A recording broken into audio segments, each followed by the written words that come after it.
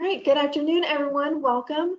We're excited to have everybody on today. We're going to talk about the USPS recent ban on vaping products, e-cigarettes, and we're excited to have with us Mike Gagan of Midwest Distribution. He's going to talk about how it's changed things at Midwest Distribution, how they started the process months ago to get ahead of the ban, and how their business is thriving with the changes they've made. So we're going to go ahead and get started with an overview of what the law said, or what what the ban said. Of course, you should have some kind of legal advice coming from a lawyer with your company. Do not take legal advice from us. We're not attorneys. We're just in logistics. So make sure you have a lawyer on your side helping you understand the law and how it applies to your business.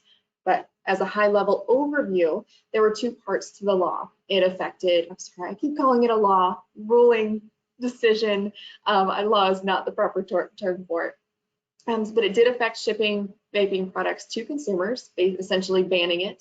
And it affected shipping vaping products to businesses. So it's going to affect you on both sides, whether you're in retail or distribution, selling wholesale. It's going to change everything for you. Basically, USPS does not want to ship vaping products anymore. They didn't specify why. As far as I know, it had a lot to do with the connotation of tobacco. They added on to a PACT, the PACT Act, the Preventing All Cigarette Trafficking Act that came into effect 30 years ago. So they added on to that to continue to make it more difficult to sell vaping products online or distribute them. So if you're selling to consumers, they basically said you can't do that anymore. Through USPS, you cannot transport goods through USPS. You're going to have a private network to help you deliver those products. For business to business, they have said that you can ship to USPS if you're approved. Now, we can go over this a little more with Mike in a minute, but the layout of that approval process hasn't been flushed out yet. I believe the comment I heard was they hadn't actually hired anybody to do the approving, so it's going to take a little while for that process to get set up, really delaying your supply chain, and you just can't do business that way. So you're also going to want to utilize a private network if you're going to ship to other businesses. In addition to that ban, they added on to that PACT Act to give more parameters for how you have to ship. So no matter who you use, USPS or a private network, you're going to have to verify your customers' ages using a commercial database. You're going to have to collect an adult signature or a POD at the time of delivery, verifying that they are of legal smoking age. You of course need to register your business. Taxes are a big motivating factor for our government, so they want to make sure that your business is registered locally, federally, you're paying your taxes, and you also register with the ATF. And of course, report transactions, which we'll get into that again with Mike in a little bit. But at the end of the month, you're going to need to report all your company transactions, who you delivered to, what you did, where it was going, was it signed for, so that they know you're paying your taxes, and of course, selling to people of an appropriate age. Without further ado, I'd like to bring in Mike Gagan. Mike Gagan works for Midwest Distribution. They're a well-known distributor of vaping products across the country. They were ahead of the curve. Mike said they saw this coming down the pipeline. Of course, it's already been limited by UPS, already been limited by FedEx. So USPS was really the last remaining large national carrier, delivery carrier of vaping products, and they knew what was coming around the bend, so they went ahead and hedged their bets, got started on their own private network, and were ready to roll when this law came forward. So Mike, thank you for joining us today. Thank you very much for the introduction, Emily, and thank you for the overview. Again, my name is Mike Gagan. I am Midwest's Senior Manager of Front Office Operations.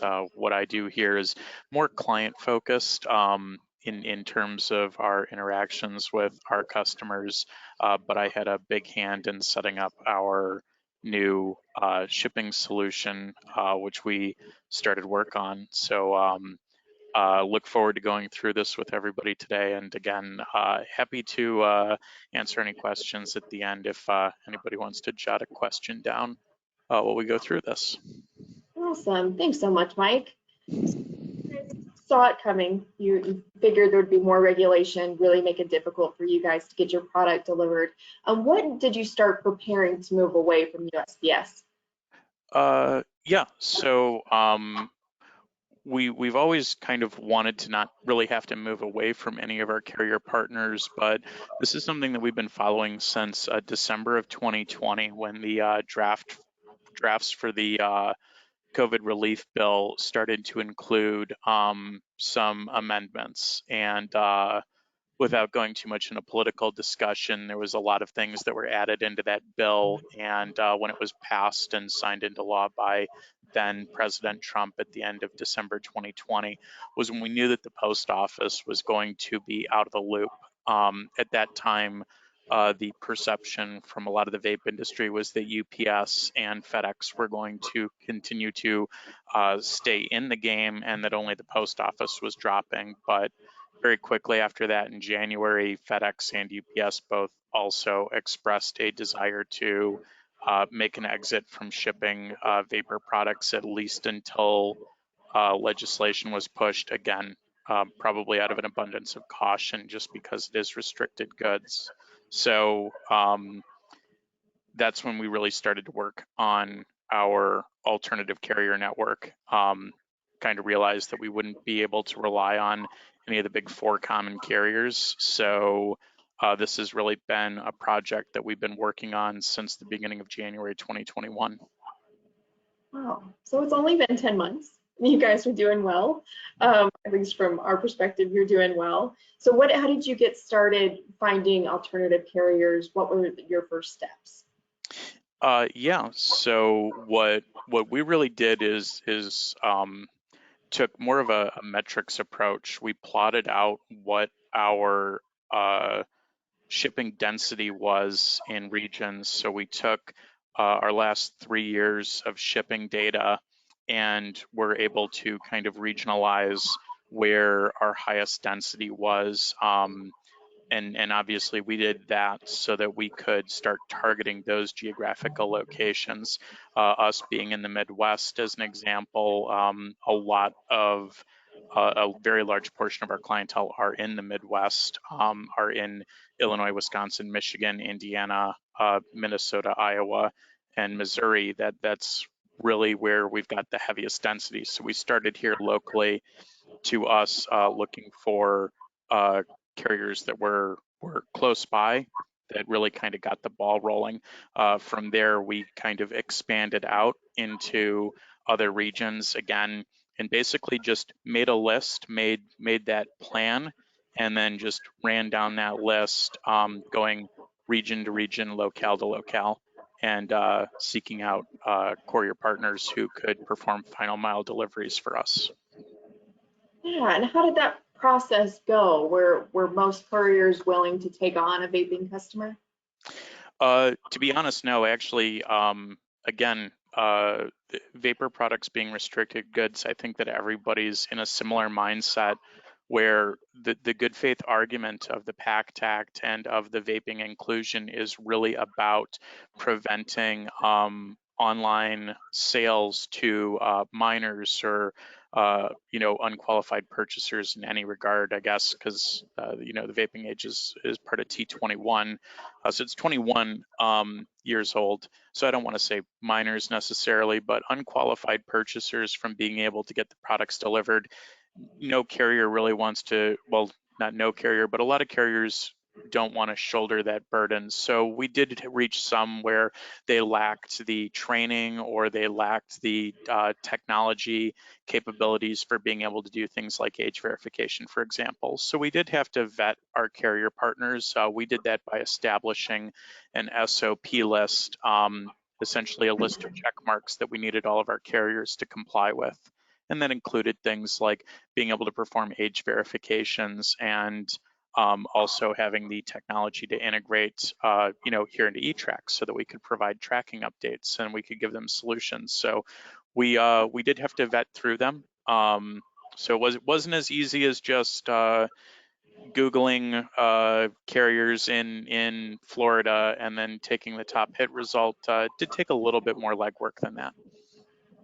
Sure, and that's understandable. We've run into that some with carriers who don't want to deliver alcohol or don't want to deliver the higher risk items, the items where there's a little more liability to it.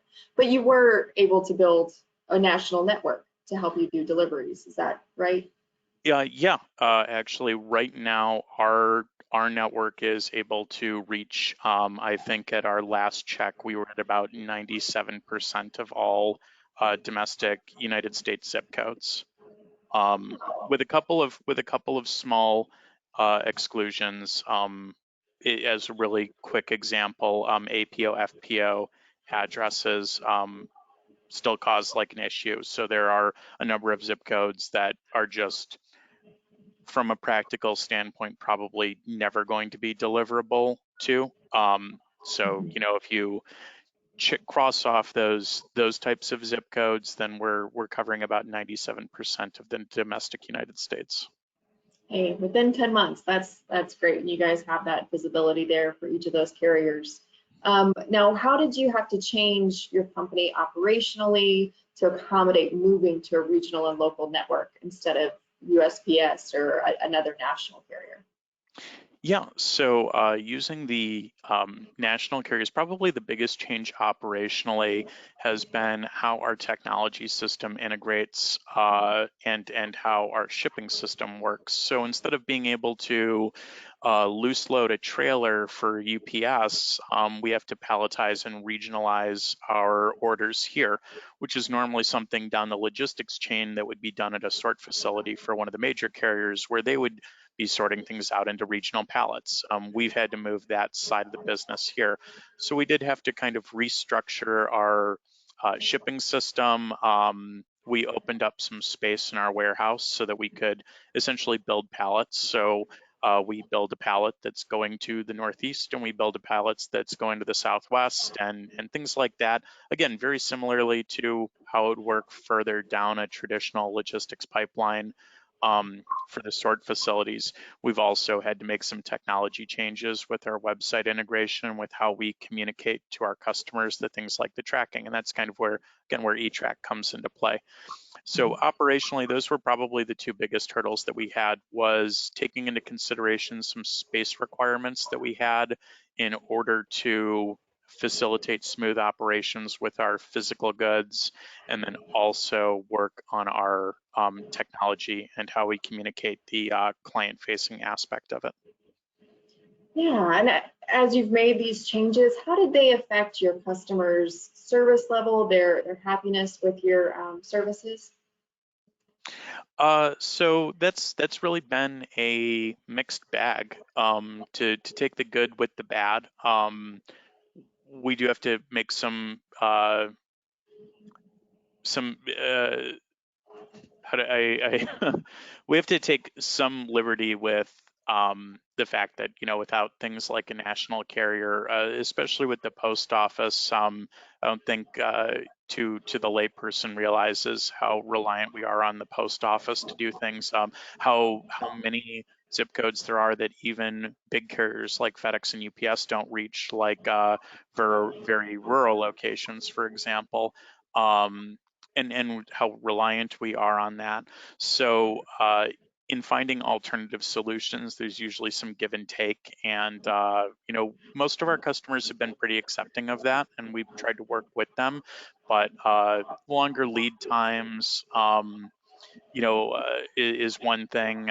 Not getting the most bleeding edge technology like the big carriers have. You know, we've gotten very accustomed to being able to pull out our phones and get a GPS tracker on the UPS guys. He moves around our neighborhood, and you know exactly where your box is at every moment in time. And we have some carrier partners that are kind of on the higher end of the technology level, but we also have some that are, you know, just don't have that capability and are probably a little ways off from getting there. So we have to concede a couple of the little perks of life. But you know, from the standpoint of the products moving from point A to point B, you know, which is obviously why we're all here, that's been pretty easy to cover from that side. So summarize, kind of a mixed bag. Most of our customers appreciate the highs that we're still operating and we have the coverage network we do, but we are respectful that there are still a lot of things that we can improve on in terms of service time and in terms of technology. Yeah, and you guys are only 10 months in, so I'm sure it's only going to get better as those processes are fleshed out, as you learn more. Mike, I really appreciate you sharing all this with us. As you guys have tuned in, Mike has agreed to stay with us to the end. So if you'd like to submit questions for Mike, you can do so in the panel on this side. He'll stick around and answer as many questions as we have time for at the end of the webinar. We're going to keep going in on the law and other things. Mike, as always, you're welcome to chime in with Midwest and your experience and what you've encountered. But I do really appreciate you sharing as much as you have so far. Let's see. Sorry, I preemptively muted myself. Thank you. Thank you very much, Emily. And yeah, I'll hang on here and I look forward to getting a chance to speak more if for any questions. Thank you again. Yeah, no, we've only been doing the whole webinar Zoom thing for like 18 months and I still can't get the mute right. I'm still, every time, am I on it, am I off it? Anyways, so as Mike mentioned, they moved away from their national carriers to a network of regional carriers or local carriers. At eTrack, we break those out into two different types, based basically on the amount of area they cover. Pretty self-explanatory, right? The biggest difference you're going to find is the amount of control you have as a shipper. So with a regional carrier, while you're a bigger fish than you would be with a UPS or a USPS, you're still probably a one or not as large as you would be to a local carrier. So your regional carrier is going to cover, say, the Southeast, while they will provide some more flexibility and some more accommodation than a UPS would. They're not going to be as flexible as that local guy. So local guys are smaller. They're more hands-on with your business typically. They know you more by name typically. I'm not saying that's universal. I've met some regional carriers who are very hands-on with their clients. But as far as being a big customer with a lot of pull in a company, you're more likely to have that with a local carrier. So just size-wise and type-wise, we break them out by regional and local. Mike did mention technology a little bit, so there will be some technological differences between the two. Regional guys typically have proprietary systems or more, I guess, more technology available to them, while a local carrier might have a smaller system. Nowadays, technology is pretty accessible to anybody. So there are some great dispatching systems on the market that these local guys have access to that are inexpensive, that can provide you as a shipper that same level of visibility that a regional guy has. You just have to find the right carrier. So Mike also talked about finding and onboarding carriers. Vaping being a restricted product or a more high-level product, finding a carrier that's willing to do those deliveries and take on that liability can be more difficult. So the first step is always going to be transparency in what they're delivering, what the expectations are, and how things have to be transported. I will say with a smaller carrier, they might be more willing to deliver a good, like a vaping product, than a regional carrier. That goes back to having more sway, being a bigger fish in a small pond. They're willing to take on that liability to have a customer of your size. So there is some perks to working with that smaller carrier. That continued visibility is where you get into that technological capability of the carriers you're working with. Because as Mike mentioned, you really need to make sure you have that end-to-end, know where your product is, where it's going. You might not have that GPS capability. Something we found with eTrack is with most drivers now use phones as their delivery tool, right? So this is also their GPS. And God love privacy, but it makes it very difficult to track their every move when they have their location services turned off. So that's a little hiccup we've run into or seen before, but you still get your PODs, your signatures. A lot of driver applications have that ability to take a picture of a driver's license now upon delivery for proof of age, and all of that information can be shuffled back up to you as the shipper. So as Mike mentioned, there is still some gaps in a couple carriers' technology, but there are enough carriers on the market or in the marketplace where you should be able to find a couple that will help you.